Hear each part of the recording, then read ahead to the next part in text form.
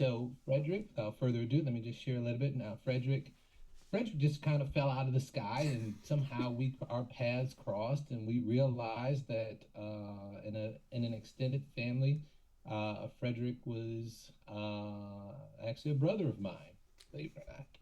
And so Frederick hails from the Pacific Northwest, and Frederick is very talented, gifted, and very knowledgeable.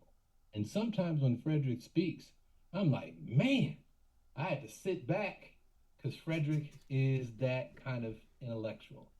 So with that, Frederick, And that was quite the intro. So I hope I can like match 10% of that. Cool. yeah, So I'm going to be talking about kink this morning. Hopefully it'll be fun and spicy enough to wake you up, but nothing terrifying or horrible or controversial. Hopefully. Um, And so the big picture we're talking about trauma-informed kink, basically that overlap between people that are part of the kink scene, are curious about the kink scene, that have kink involvement, and people that are trauma survivors and thrivers. And so I live in the Pacific Northwest, as James was saying, grew up in Philadelphia, and someday I'm going to get back there and we're going to go to Mama's and have some pizza steaks together. It will happen. But around the talk I'm giving today, probably the thing that makes me most relevant. For the last 2 years, I've been talking here mostly about mindfulness. That's the core of my research.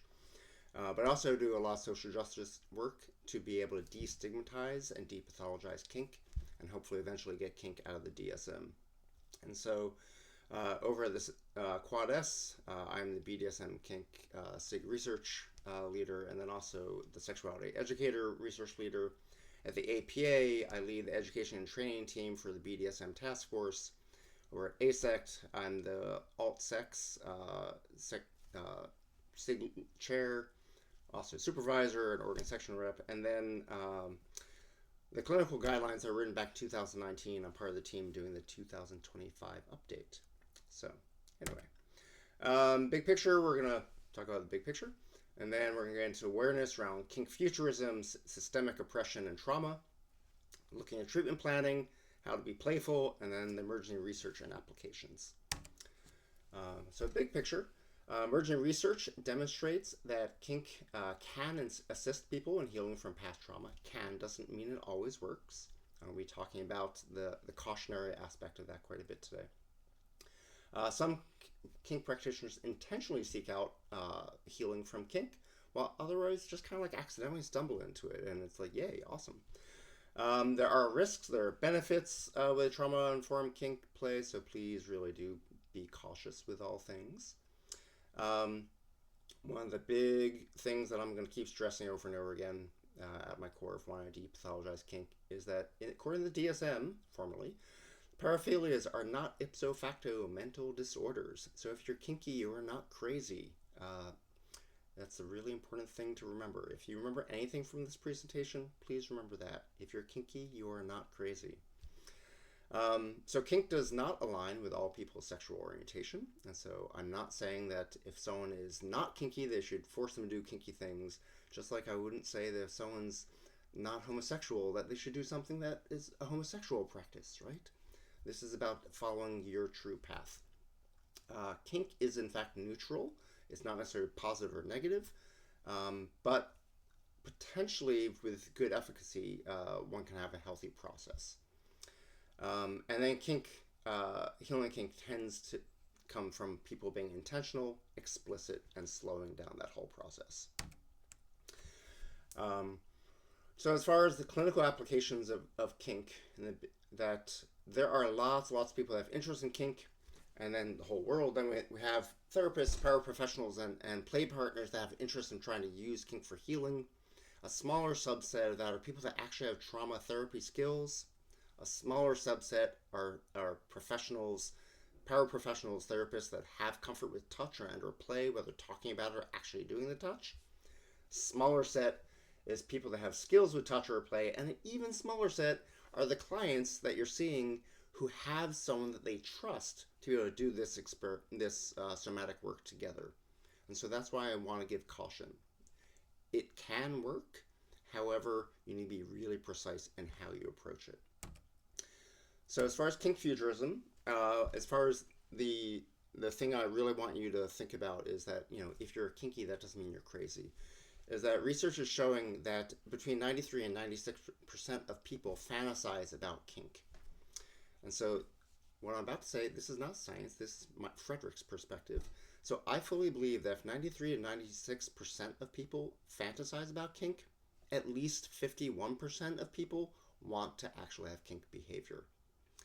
That's not yet science, but that is the perspective that I bring to this, and that's part of the kink futurism, is that I'm basically approaching people that are kinky as a marginalized majority, not as a uh, marginalized or a minority population. And this also comes from the fact that no government agency will ever consider kink to be a minority, and I believe part of that is that people making those decisions possibly are kinking themselves, and therefore are not agreeing to make it a minority.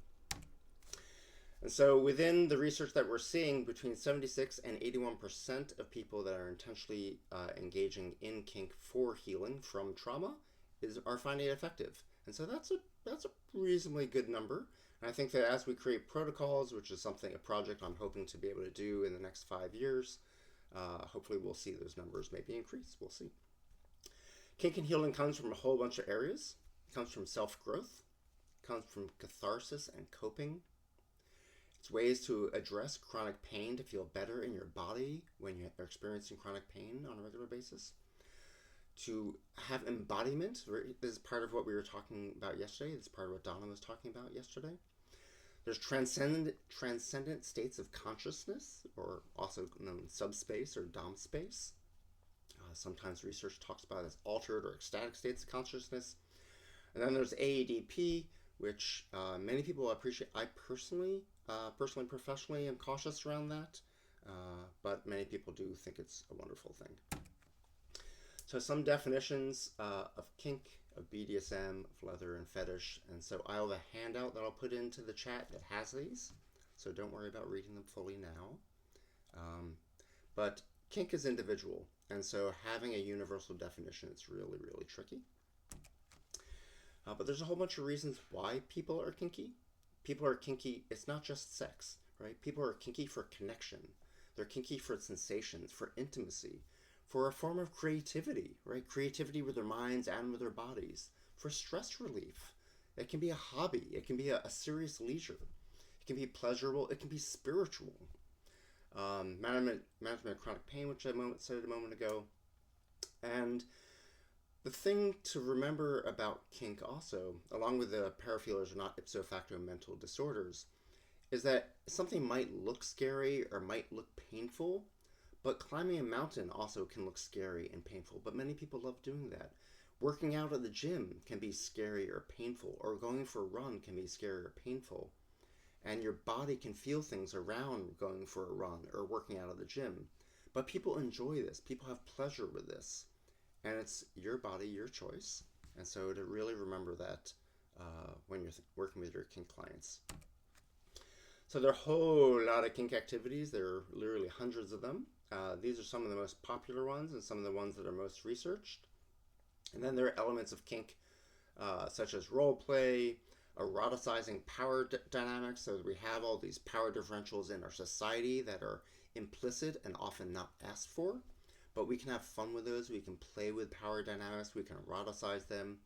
We can eroticize different sensations, right? They don't just have to be painful. That can be very fluffy and soft. There's a whole range of spectrum of sensations we can play with.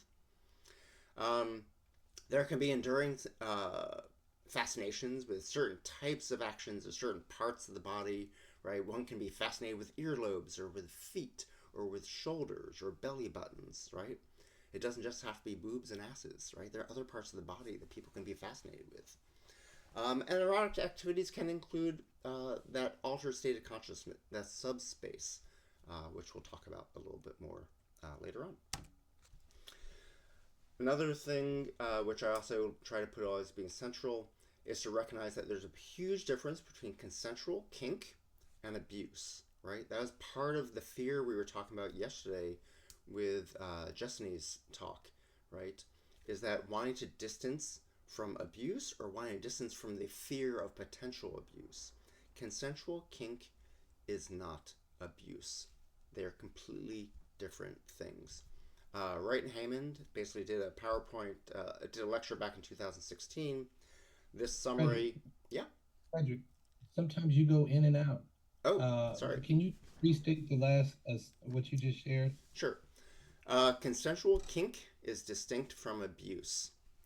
And so this chart is something that I created based on Wright and Hammond's presentation to the ASECT back in 2016. I will happily share this with you if you want to like print it out and have as like laminate in your office or something like that, or hand out to give to clients. And then of course you can read their whole presentation and studies around it as well. So next week in Texas, you'll be hearing Debbie talking about rough sex and the risks that are happening with rough sex. And it's really important to recognize the harm that is currently happening, especially with younger generations. The beauty of younger generations not identifying necessarily with some of that stigma is that they're doing lots of things, but they're also not seeking out community. And so Debbie will be talking about rough sex in Texas next week. And they've been doing this for the last year or so. But Debbie also talks about how the BDSM community actually is a beacon of hope. How the BDSM community, in the way things are taught, the way the community is created there, that people can learn to be as safe as possible with the behaviors and the curiosities that they have around kink. And that some kink activities, I mean, smacking someone's ass, that's pretty simple. Like, yeah, getting good at it takes some practice. But tying someone up, fire play, other things, they take a whole bunch more skill and practice. And you need to study it, just like you're going to learn how to do knitting, just like you're going to learn how to be a race car driver. They take time and practice, and you need to slow down, having friends, having mentors, having community to show you how to do it well. And how to not to mess up is really, really important. And so that's one of the key things about community. So just think about if you have clients that are expressing potential kinky interests, see if there's a community nearby that you can introduce them to. So think about some of the systemic oppression issues and how it comes to kink. So when you were taught in school, potentially either your current professor or the professor of your professors were taught that kink equals crazy. And so that is still taught quite often at universities. And so the main issue is that the first thing we need to learn is structural competency. And so the politically correct way of putting that is multiculturalism.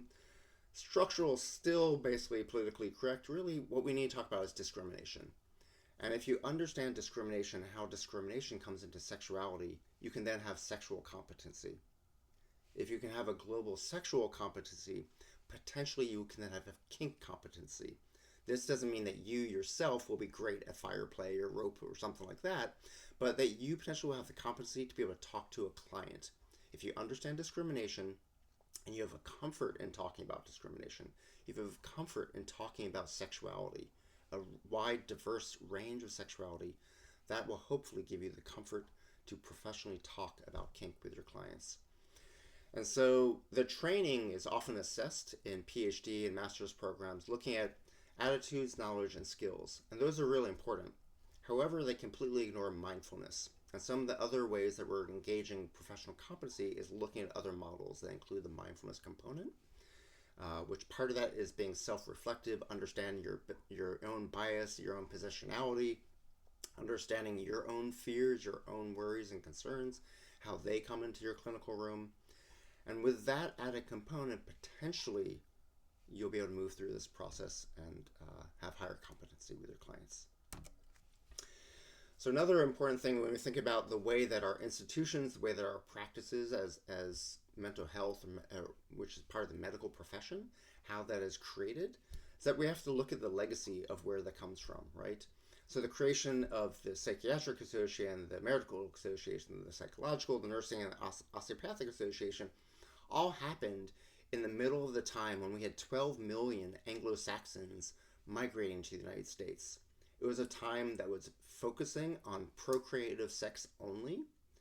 It was focusing on discrimination and the genocide of the indigenous people in the continent where these 12 million people were moving. It was focusing on eugenics and the creation of pathologies. That is at the core foundation of our medical profession and our psychological mental health profession. And so we need to face that. We need to shift it, because a lot of the verbiage is still in the ethical guidelines. A lot of that verbiage is still in the way things are taught. We need to challenge that. I would recommend to challenge that.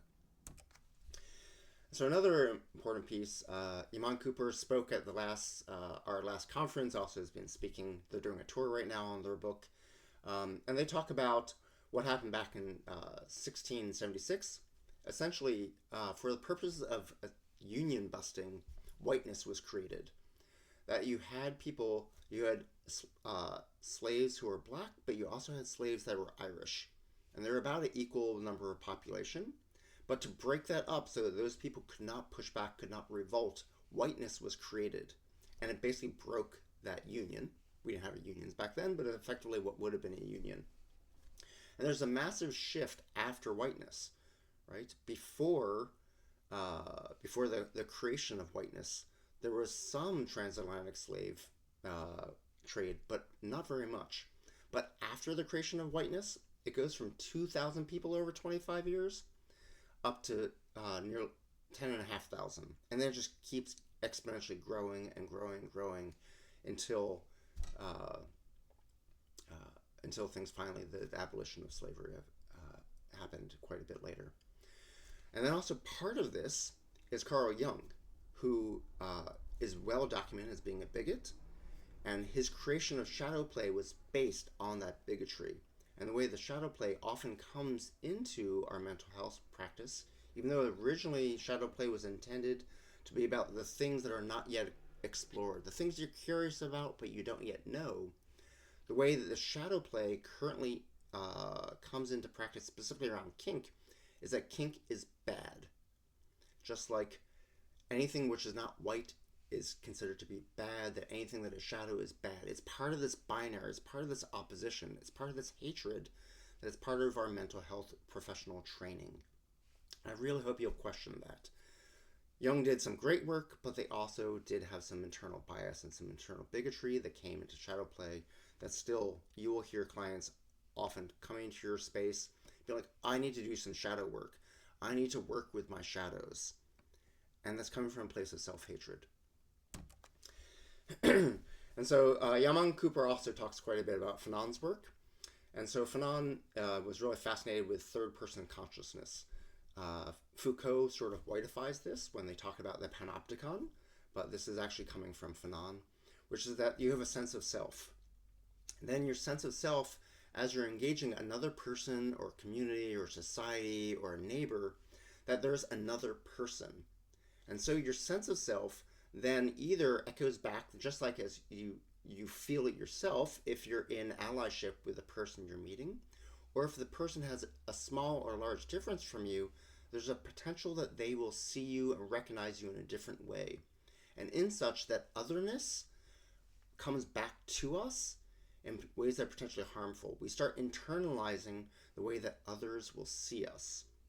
And so yesterday we were talking about, like, fuck that, right? Like, you don't have to internalize the way that other people see you, which is great, but that requires capacity, right? If you have the capacity to say fuck it, if you have the capacity to hold your boundaries and push out that otherness that isn't affirming to you, that's wonderful. However, often capacity is diminished. And so being able to hold that otherness at bay, holding the way others see you and visualize you and potentially stigmatize you, can be very challenging. And this is why I keep pushing forward. The paraphilias are not ipso facto mental disorders. It's basically a little mantra. It was put in the DSM. The current version of the DSM, they took it back out. They're trying to repathologize kink all over again. And so I'll just keep putting that forward. One of the things we're seeing in the emerging generations, which is exciting and hopeful, and so the stats we're seeing at the bottom and over on the numbers, this is actually about queerness. And so we don't have stats around kinkiness itself because the medical profession doesn't want to get stats around kinkiness because it's craziness. But we do see stats around queerness. And after the changes in the DSM and after 50 Shades of Grey, you're seeing a shift in younger populations in their self-acceptance, their expression, and their sense of identity around queerness. And it's exponentially growing. And I'm expecting that as the pathology of kink shifts and the more and more acceptance of kink is in popular media, that the identity and the expression of kink is also going to grow. I doubt we'll ever get to that full 90%, but I'm guessing that we will officially get over the 51% in at least 10 years, maybe 20 years from now. We'll have to see how that goes. Talking about trauma now. So big picture, the whole body keeps the score. I think Mary, I think you brought this in yesterday, right? And so trauma, essentially, if you want to boil it down, it's just adverse lived or vicarious experiences that held an emotional or somatic memory, and these are held in the body. And that these kind of impact upon our present moment experiences, right? And so those memories, they're held in, I think it was like a compressed file, like a compressed computer file. They're smushed down real small in our body, but then when we feel them, they expand out. They're unzipped, and we feel them fully. There are a whole bunch of different ways that people potentially can address trauma. I'm a mindfulness guy, and so mindfulness-based stress reduction, mindfulness-based cognitive therapy, that's how I tend to approach therapeutic work with clients. But there's also the ADP, drama therapy, EMDR, internal family systems, prolonged exposure therapy, somatic experiencing, trauma release exercises. Whole bunch of different ways you can potentially work with trauma. I'm going to be speaking primarily from that mindfulness lens.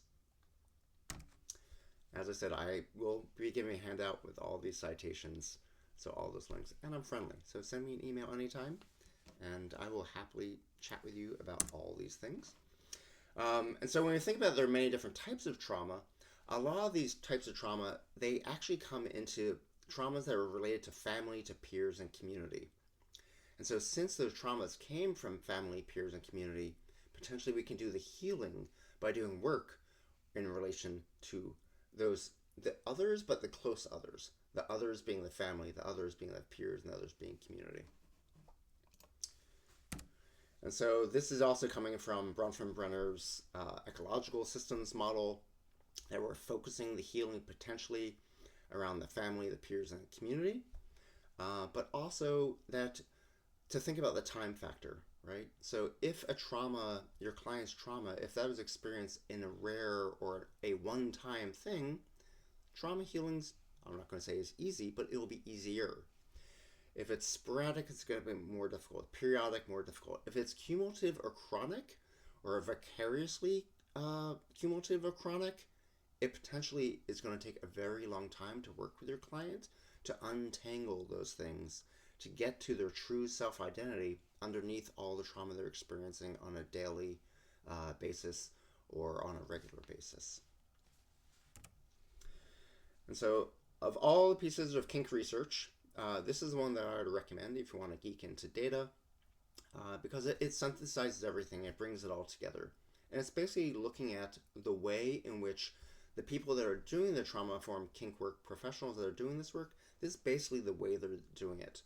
They're looking at reclaiming power, restructuring the self-concept, liberation through relationships, right? The families, the peers, the community, repurposing behavior. And so instead of doing spanking in a way that might be re-traumatizing, is to look at ways that spanking can be done in an affirming way. Repurposing behaviors that one already has curiosity about.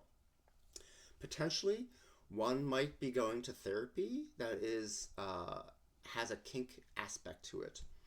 But because of the training of therapists, quite often people have negative therapeutic experiences because they take the risk of identifying as being kinky, and then the therapist stigmatizes them. And so people often will switch therapists again and again and again until they find a kink affirming or a kink aware therapist. If you yourself are not currently feeling that you're kink aware and you want to refer to a kink aware professional, I recommend the NCSF. They have a listing of kink-aware professionals that you can refer people to. But then also there's kink community norms, and to both educate yourself as a professional and to help your clients understand the culture of safety and healing that is within kink culture and within kink communities. But at the end is then this intersectional influence of stigma. So the discrimination that one experiences being kinky, the discrimination that one might experience with melanation, the discrimination that one might experience because of the amount of income they have, their country of origin, incarceration. There are many reasons that people can experience stigma, and to engage those first when you're working with your clients. So these are some of the folks that are doing this work, that are helping people learn how to positively and firmly use kink. I personally, and you might find it interesting, that the majority of the people that are doing this work are also melanated people. Most of the people doing this work aren't white, because that privilege of that kink is a white thing. It's not a white thing. It's an all people thing. But because of the privileging of spaces, what we're finding is that the people that are purposely doing trauma-informed kink therapy work are melanated people themselves, working with melanated communities to help people feel the connection and affinity with the community that they want to be part of. And so this also relates to Candice Liger and Dom Sadie's work about what they're creating. They started creating this a couple of years ago, which is TIC, Trauma-Informed Consensual Kink. And so yesterday, Justine was talking about the aversion that one might have to kink because of vicarious or personally experienced traumas. And that's a huge, huge important thing. It's really important to be aware of that. And TIC, the Trauma-Informed Consensual Kink, is a model that Candice and Dame are putting out there to try to shift this a little bit. It's primarily about creating space, creating a sense of safety with spaces of affinity, so that there are spaces that are honoring a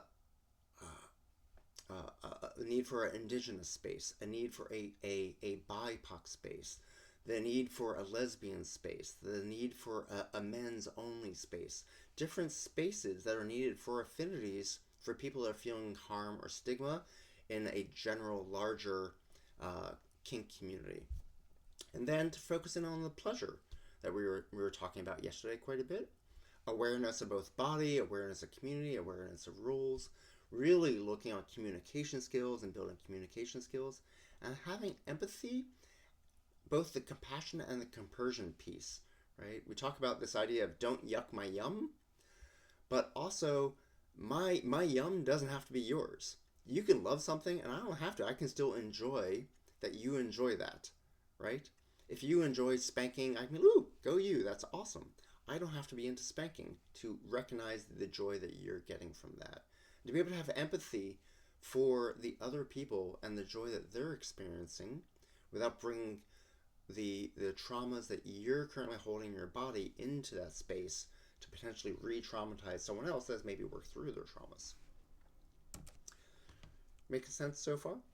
I know it's a whole bunch. I tend to info dump, but I'm trying to spur conversation at the end. Okay, treatment planning. Yeah, ask Indy? Or I was saying, no, I was just agreeing. I was saying very informative, and cool. Yeah, we're following. It's cool. Awesome. Thanks. So this is my cautionary bit. Yes, I think it's lovely that kink can potentially be healing, but the reason that I started lecturing on this 2 years ago is the internet was saying that anyone can do it. Just stumble on in, spank someone a whole bunch, and poof, they will magically be healed. I love the concept, and I also love unicorns and pixie dust. But that's not the case, right? It has to be intentional. It has to be slow. It has to be explicit. And so part of that is the training that we can bring into those spaces. And so even though the internet says anyone can do it, I'm going to say that's not the case.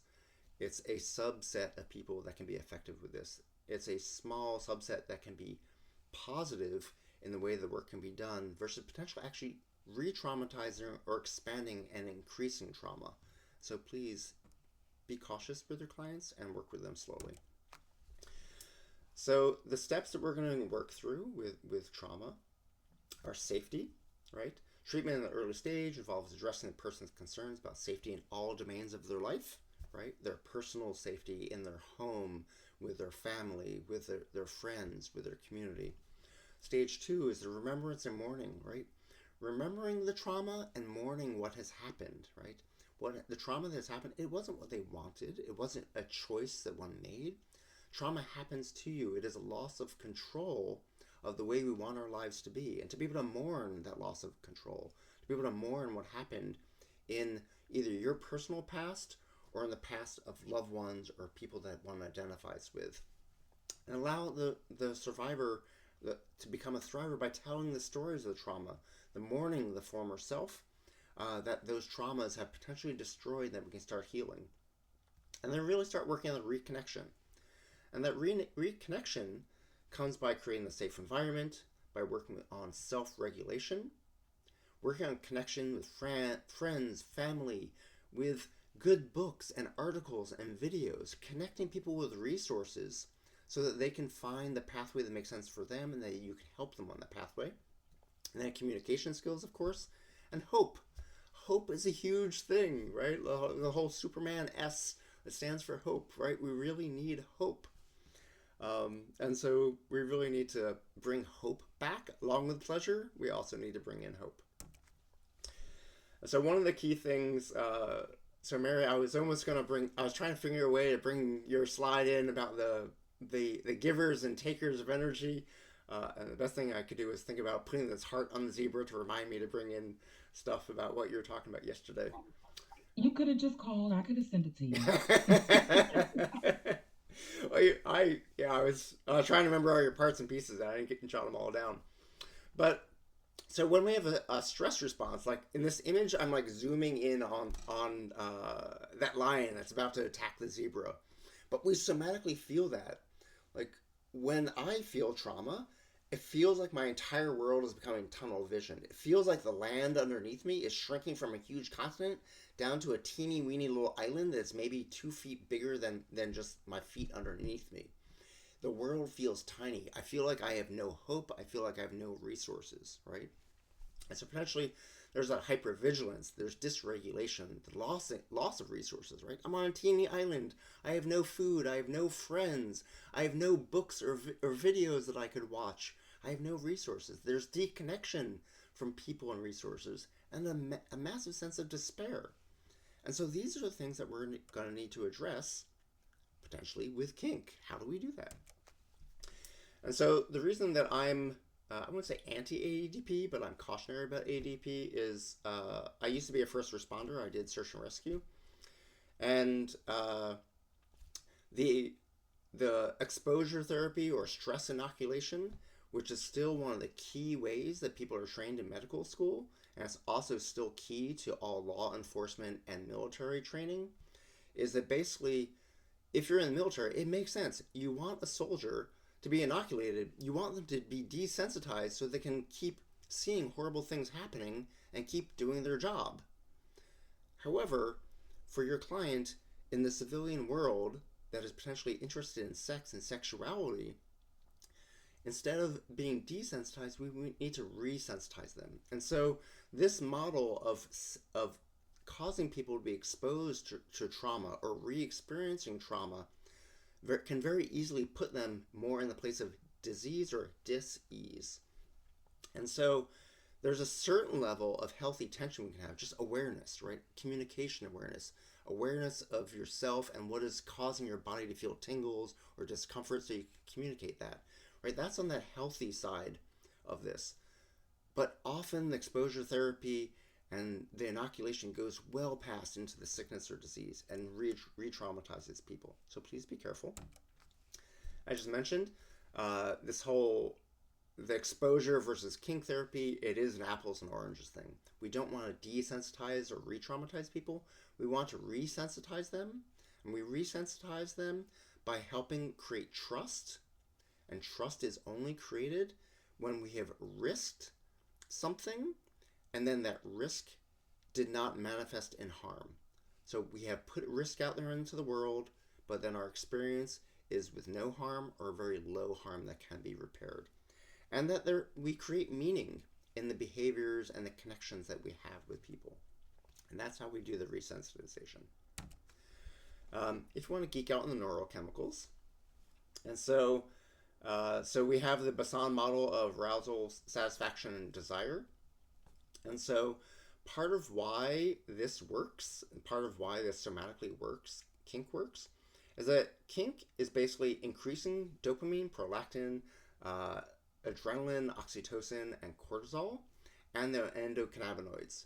And because of those things, it's increasing sexual satisfaction, and it's increasing the arousal that someone has from initial contact and initial talk about sexuality. Interestingly, because endocannabinoids relate to the dopamine, which is part of the addiction model, right? It's part of why we want to do it over and over again.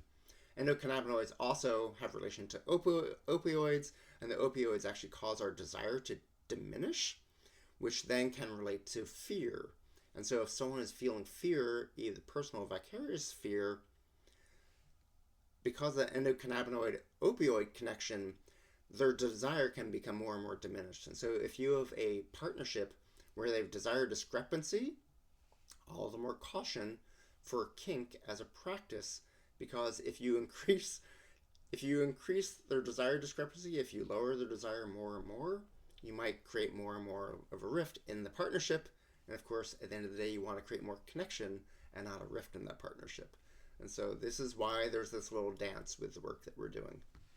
But it can be really fun and sexy because of all these other neurochemicals and how they relate to satisfaction and arousal. So one of the things that people talk about is pretty popular is flow state, or people talk about is subspace. All right, getting all floaty, getting like you're kind of like this out of the body experience, and that's this flow space. Flip flopping. So the subspace is the transient hypofrontality, when the front of your brain is sort of shutting down and quieting and going more to your reptilian brain. You have time dilation. You have reduction of pain. It was evolutionally created so that if we were being attacked, if you're a zebra being attacked by that lion, that you stop processing pain, so that if you are cut or attacked, that you don't feel it. But it reduces the social I need to change the wording on that one. Social disinhibition changes, and then there's a reduction in executive function. On the other side, on the top side, the one who is providing the kink sensations, potentially there's more of this flow state with a higher practicing of skills and a higher challenge. We can get to this place where we're like in our groove, where we're having fun. We're just like, time also dilates, time also changes, but we're completely and utterly focused in the present moment of our time with the other. So this is the Masters and Johnson model that they use for sensate focus. In the bottom, you see that little area that has the dotted line. That's for all the steps that people have to get to before they do sensate focus. Similarly, there's a whole lot of steps I would recommend you go through before you do any kink homework with your clients. You don't just assign kink on day one. You potentially will work for them for days, weeks, months, years before you start assigning the kink somatic practices.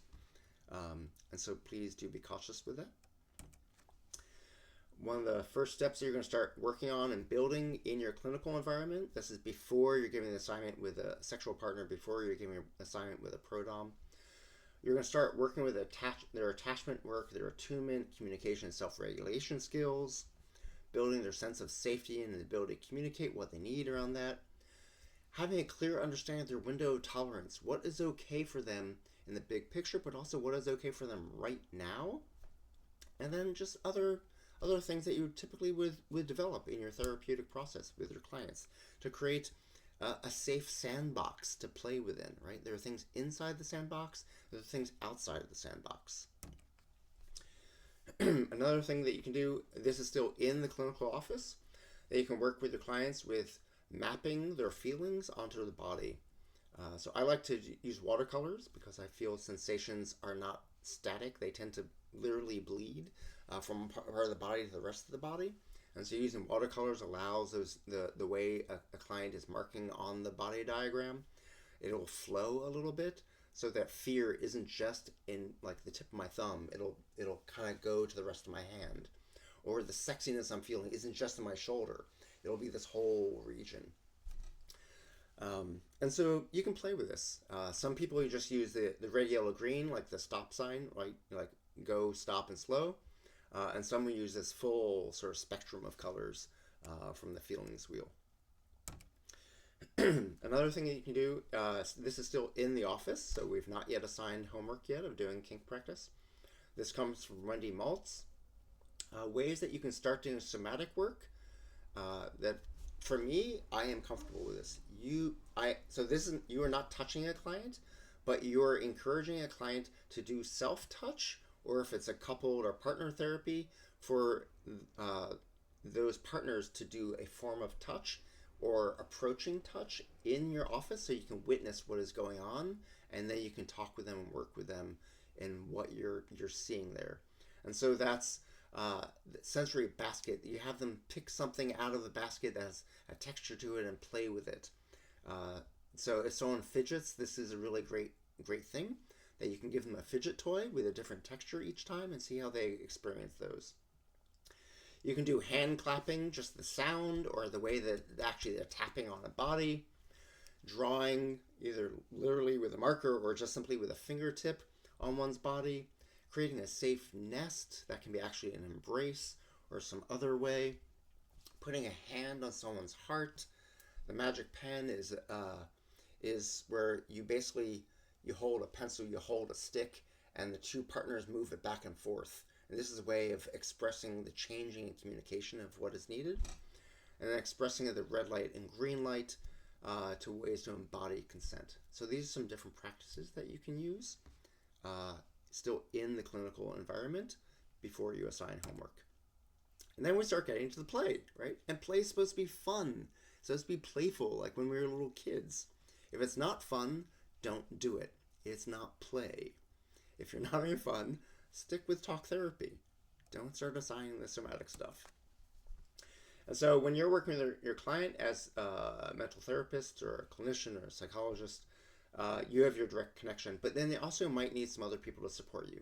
So you might need a sexual surrogate, you might need a physical therapist or a physician. It might be their romantic, their play partner. You might hire a pro-dom.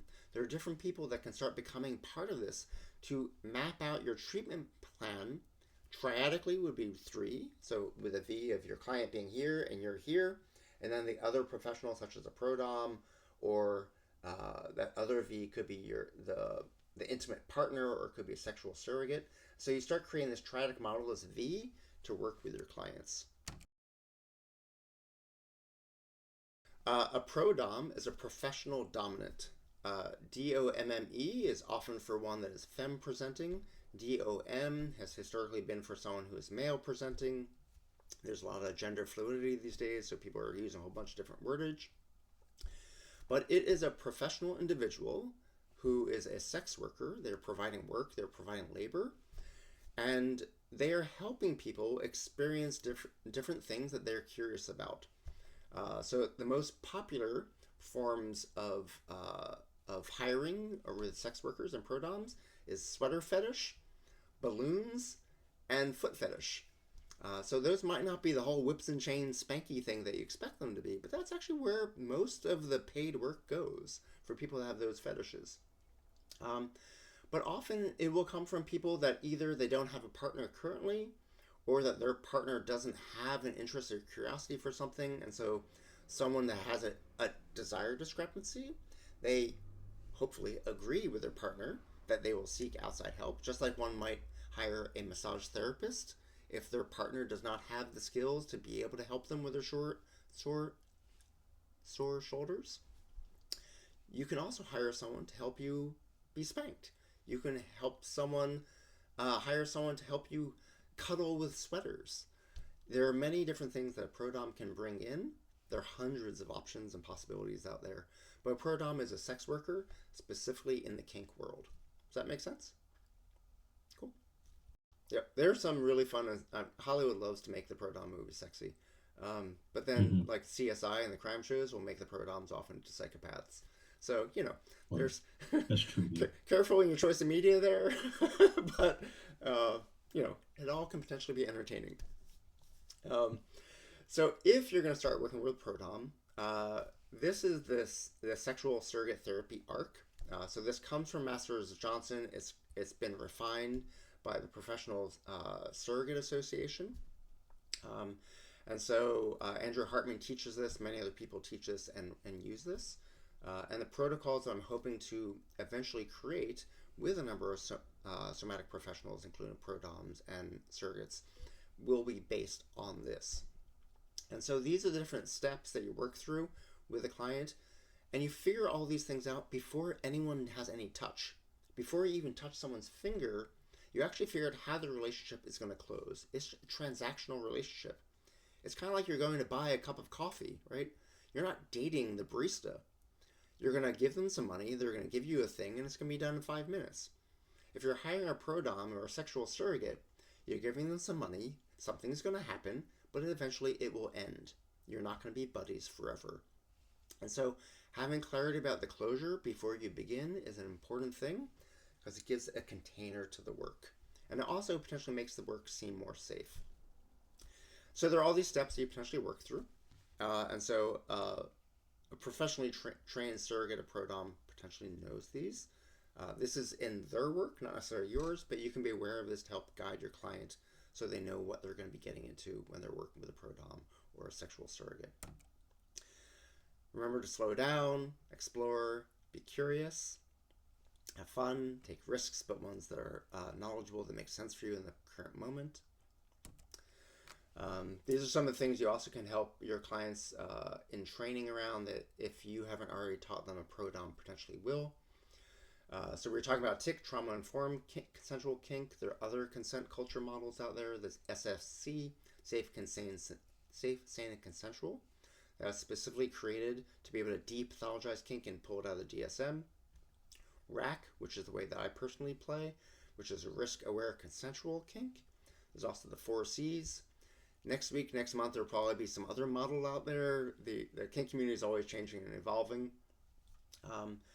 And then in developing consent is to start with autonomy, right? When we were talking the last couple of days about embodiment and sexuality, is what does your body want? What are your choices? Not what the people around you are saying is okay sex, but what do you want, right? Your body knows your truth. And so to be able to work into that autonomy, to be able to communicate that, to build one's capacity, to be able to have all the information that you need so you can take risks, but ones where you truly know the potential harm and you're on board with the actual harm happening, right? So if you get nerve damage from some rope bondage, hopefully you're aware of the potential nerve damage, and you're okay with that. You know that you might have nerve damage for a day. You might have nerve damage for an hour. You might have nerve damage for a month. To be aware of that risk and to be okay with that. To have your agreements and boundaries, and then the agency and power differentials that we're talking about that are often implicit in society, but we need to start making them explicit. So the handout that I'm going to give you, this circular diagram is on there. It's another thing that I recommend as like a little printout to have in your space to share with clients. The way the consensual kink is developed is that you have negotiation of what you're going to do. After the thing is done, you have aftercare, and then at least 48 hours later, you then do debriefing. What went right, what went wrong. You also can help your clients with doing journaling around this. This comes from a presentness and vulnerability. The presentness and vulnerability can help you navigate the trust and risk relationships. And all this is then built on a foundation of mentorship vetting. Vetting means checking out to make sure someone is as safe as possible. And skill building, right? So spanking, there is still a skill set there. Rope bondage, more skill set. Fire play, electrical play, a whole bunch more skill set. You need to learn the skills. Don't just do the stuff. Learn how to do the stuff to minimize the risk. So these are explaining this a little bit more, this is also in the handout. So how you go about negotiation, how to define hard limits, safe words, aftercare, and debriefing. Some of the emerging research I get excited about is how the rubber hits the road, how we actually apply this stuff.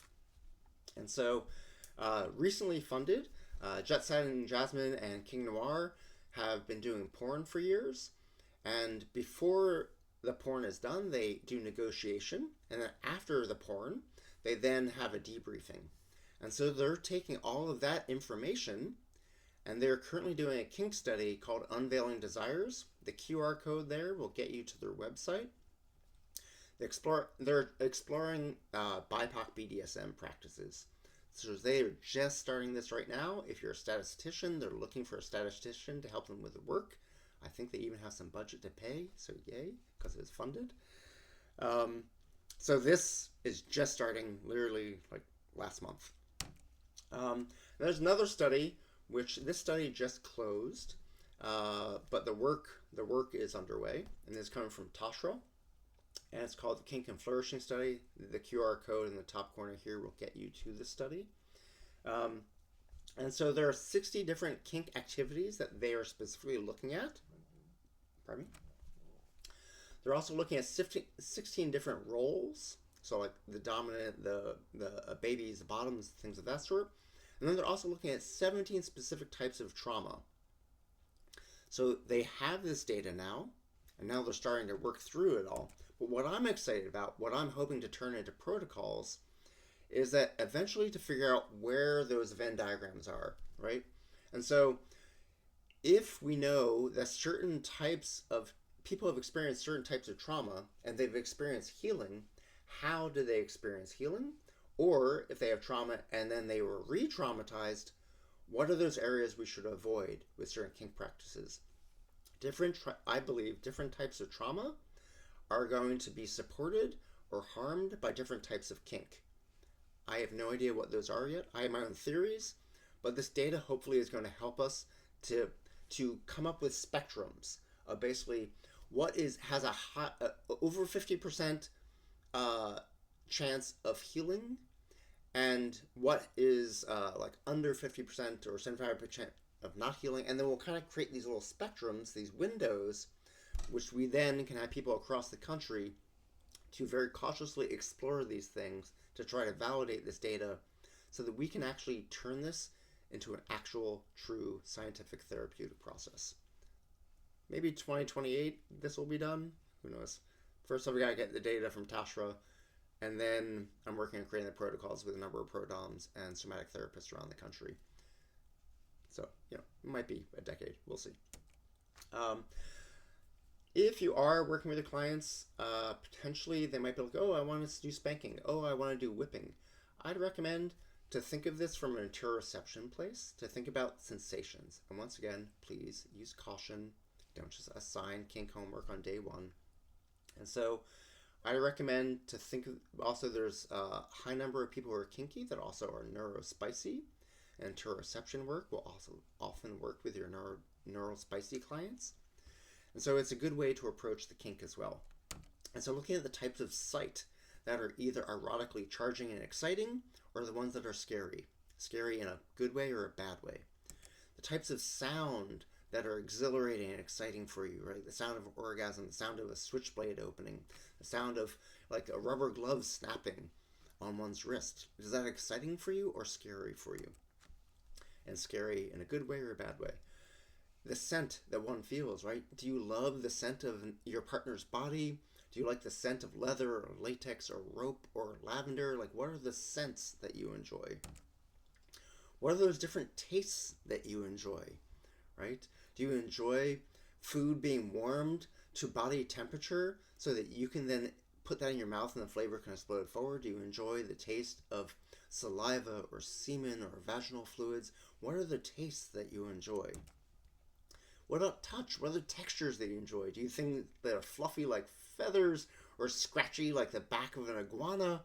Right? Do you like the fierceness of teeth and nails upon your body? Do you just like the running your fingers all over other people's skin? What type of touch do you enjoy? Or what about temperature? Are there temperatures that you enjoy, whether it's hot or cold, what are the things you're curious about? Are there intensities? Do you like things a little bit more fluffy or a little bit more deeply visceral?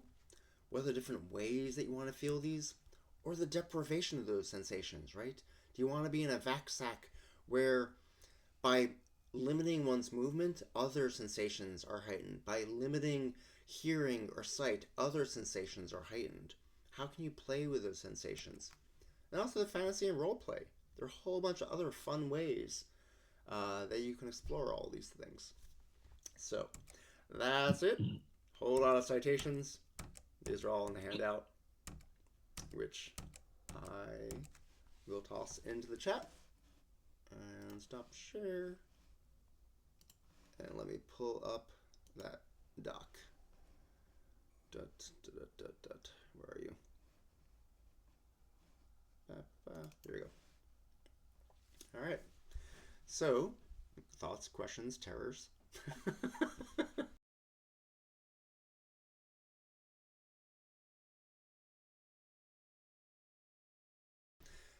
So there's the initial intention of shadow work, and then there's the way that shadow work is referred to in popular culture, which your clients potentially have heard of, and then we'll bring into the office. The original intention of shadow work is that if you think of, you have a candle that has a light source, and then there's something, it casts a shadow. The things that are in shadow, you can't see. And because you can't see them, you can't explore them.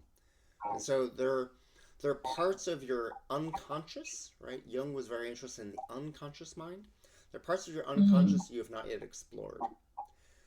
However, one, because shadow play and Jung's bigotry, those aspects have continued in the way that kink is stigmatized and the bigotry around kink.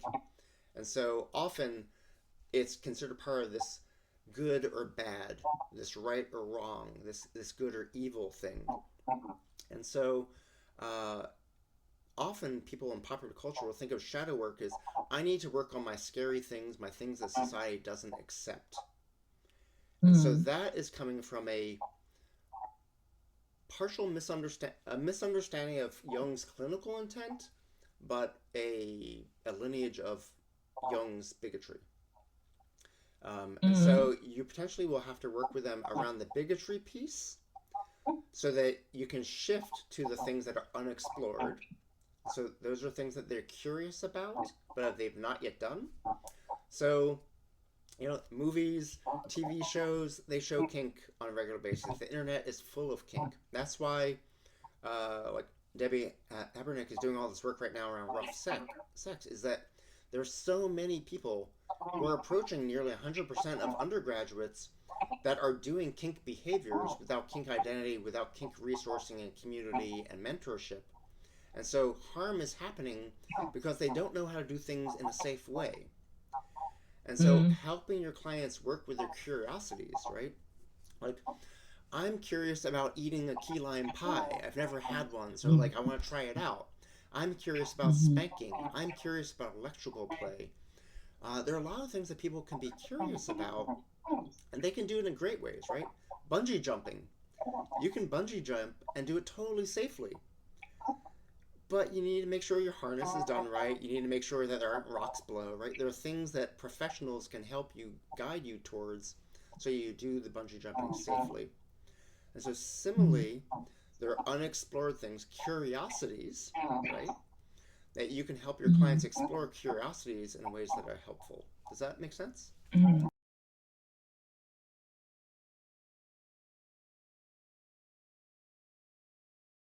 So the way that I think of the invisible chair is another part of self that you're gazing upon and you're witnessing, right? Is that how you're okay? And so so for me that relates more to Ken Wilber's work. And the way that you basically have compassion for another version of self that you've not yet integrated. And that's either a part of yourself that you want to get rid of, right? I don't know, not showing up on time or not paying my bills or, I don't know, always eating too many jalapeno peppers, whatever the thing is you want to get rid of. But it also might be things that you want to draw in, right? The energies that were the givers and the takers. And so, from Wilbur's perspective, having compassion for that other self, the self you want to get rid of or the self you want to integrate, and it's not going to be today. It might be next week. More likely, it'll be three months to 3 years from now that you'll have partial or full integration. And so kink is the same way. I mean, anyone can run out and get spanked tonight. If you go on your dating app and you say, "Hey, I want to be spanked tonight," someone's going to say yes. However, it might not be a healthy, helpful spanking. It might be fun, but depending upon the trauma that your client has experienced or you yourself have experienced, there might be ways you're going to approach it incrementally, slowly, intentionally, so that you can negotiate clearly. Part of that negotiation might be like, if I break down into tears, I need you to hold me. If I break down into tears, I actually need you to back up, give me space, but maybe give me a blankie that I can wrap myself in, right? In negotiating, you're negotiating the good possibilities and the scary or the bad possibilities. Does that kind of make sense as far as the chair, that otherness?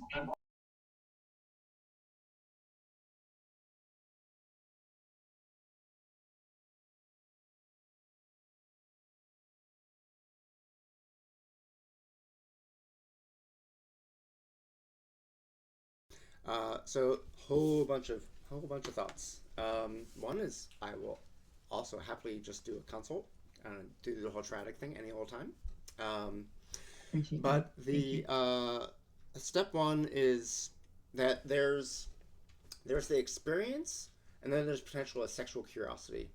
And so there's one of my soapboxes is a huge difference between a dominant and domineering, right? What we see in society, the oppression, that domineering that often happens, is toxic. I would generally say that is bad. One who is a dominant potentially can be wonderful. That's like a team leader. That is like someone that is helpful, someone that is bringing you in the direction that you want. So if someone if someone is submissive leaning, and they potentially have been seeking out someone that is dominant to sort of balance out their equation, for good or for bad, potentially they might have found people over their lifetime that were domineering and not dominant. I see that all the time. I lead a power exchange organization, and most of what I do is create a safe harbor for people that are on the submissive side, and they've experienced a lot of negative experiences in their lifetime with oppressive, abusive partners that said that they were dominants, but they actually were domineering. And so step one is to differentiate themselves as an individual and what they want and the experiences that they've had. Hopefully, I'm always hopeful people have wonderful, joyful experiences in their lives. We often have a mixture or possibly a lot of bad ones. And step one is differentiating between what they've experienced with another person and their desires. Step two is, do they have a current partnership? What is going on in the current partnership? And so that diagram, the Wright and Hammond diagram, which I also will happily share as a PDF, what is the difference between consensual kink and abuse? It's a real quick and simple flow chart to work through 12, I think it's 12 items of, is this going on in your life? Are you feeling resourced or are you feeling isolated? Do you have choice in things or are you being told about things? And so that also potentially can help in those things. If the issue is the specific intensity of sensations, right? Like if someone is curious about spanking, but the way that they've received spanking from past or current partner is way too forceful, then that's a communication thing. That's where I start feeling a lot more hope, because that's simpler, right? That is communicating beforehand and during, whoa, back it down, right? That's why we have safe words. Red for stop, yellow for slow down, green is a go or an opt-in. And so if the spanking is going great, potentially someone's all smiles, maybe their butt's sort of shaking back and forth, they're kind of like wiggling and they're enjoying it, they're moaning. But if things aren't going well, they start becoming quiet. If things are not going well in a very bad way, potentially someone will be screaming in a bad and not a good scream, or they might be trying to run away or things of that sort. And hopefully they will have capacity for the words of stop, don't do that, red, slow down, and then to be able to bring it back into focus of going back to a more fluffy spanking, going back to a medium level spanking versus something that is very intense that also might be related to bruising, right? There's some people that they love impact, they love spanking, but it needs to be like from the collar down and from like the shirt sleeve up, because they can't have bruises at work, or they can't have bruises when they go see their parents or the in-laws or something like that. And so there are a whole lot of different factors that you can work through with your clients. Is this kind of getting the direction? And something else I want to toss out there. So I mentioned that I'm part of the APA BDSM task force. We are actively seeking people to be part of it. And so if you want, send me a message. I'll happily connect you up with the task force. Shweta is one of the co-leaders of the task force. And we would love to have people be part of it. We have a whole bunch of projects that we're doing. So I'm the education training director for that group. And so we have a research study that we are just starting now, looking at the way that kink, or sexuality as a whole, is taught. First stage is going to be looking at clinical psychology PhD programs. Eventually we're going to increase this to look at other psychology PhDs and then other master's programs. We have a intersectionality and BIPOC committee, and we're specifically looking at when we were talking yesterday, when Justin yesterday was talking about kink, how there's a kink avoidance in behavior because of vicarious trauma and because of cultural community expectations that kink equals violence and kink is therefore bad. While as studies are also showing that 90% of people across the full spectrum have kink desires and fantasies. And so how can we help heal that? How can we work with that? And so we're hoping to have a number of lunch and listens. So you've often probably attended lunch and learns. So lunch and listen is assuming that us as professionals, that we don't know everything. And so we're going to be inviting people to teach us, and to teach us as leaders in the kink community to be better at then teaching others. And so we're hoping to have a number of lunch and listens over the next year or so. So like Candice is one of those people we're hoping to have come and talk. Jetson and Jasmine is one of the other people we're hoping to have come and talk. So we'll see. That hasn't been made to happen just yet. But you're welcome to join the APA BDSM task force. Also over at QuadS, on a quarterly basis, I do panel discussions over there. You're welcome to be part of that. And so I have recordings of those. I have been very purposely leaning the panel discussions to be more affirmative. And so a lot of the research and the institutional knowledge has a lot of whiteness to it. And so I've been leaning into that whiteness to try to shift it. And so a lot of the panel discussions have been leaning away from the whiteness. So there are recordings from the last couple of years I can share with folks if they want. And also at ASECT, if you're a part of ASECT, I'd love to have more conversations there.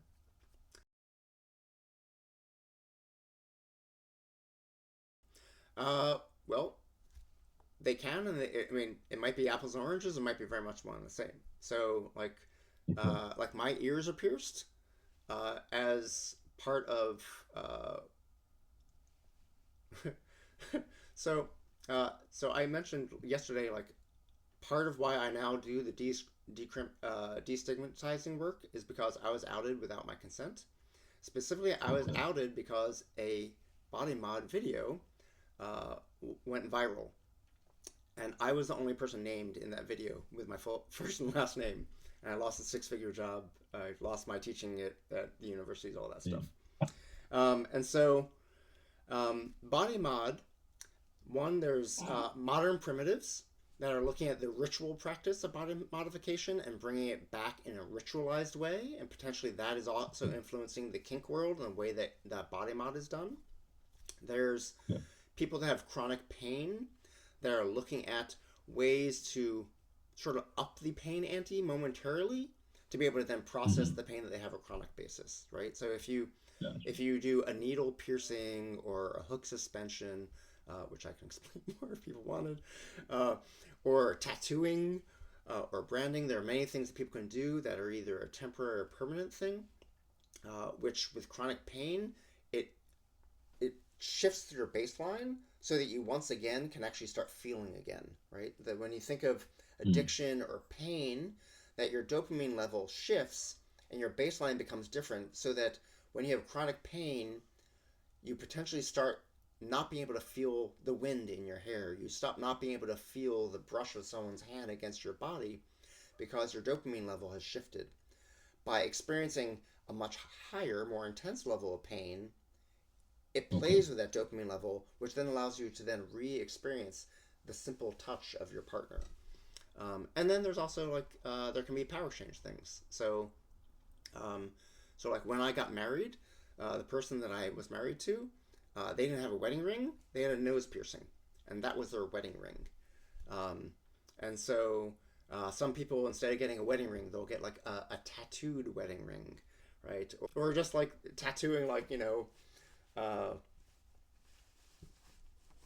Fredrick loves Molly. I don't know, whatever. Like, yeah. So it definitely can be part of it. It's not necessarily a kinky thing.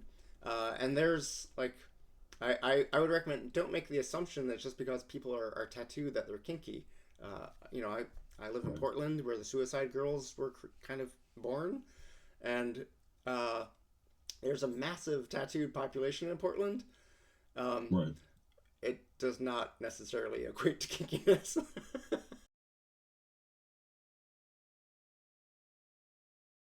Some might say that you're just having fun. Um, it depends upon the way you Okay. define it, right? Kink is self-defined, and that's part of Right. why we're like trying to create a definition, like what is kink, but you can't, because it's always changing and it's always individual, right? Okay. And so, like, like when you when you like a Prince Albert, which is a piercing of the penis, and so like a Prince Right. Albert piercing, like potentially like you're like, oh, I want this specifically because it's such a taboo place to get a piercing. I want this because I Right. think it's going to be a huge pain or a fearful thing, and I want to like get over and beyond that fear. If I can, potentially, it can be. But there are Right. many reasons people will do this, right? There are many reasons people will get a PhD, right? It can be painful in a Right. long healing process too. And so, like, why, or people just go for a run. Like, why do people run marathons? I mean, some people are like, Right. that's bonkers. Just like some people don't want to get a piercing. So people do things Right. for different reasons. Thank you so much, Frederick, for your warm and knowledgeable presentation. Clearly, you kind of prophesized this yesterday. Like, yeah, I'm going to talk about kink, and hopefully, it'll get the room kind of stirred up. And you did exactly just that. So, thank you for being you, and thank you for sharing your work Of with course. us.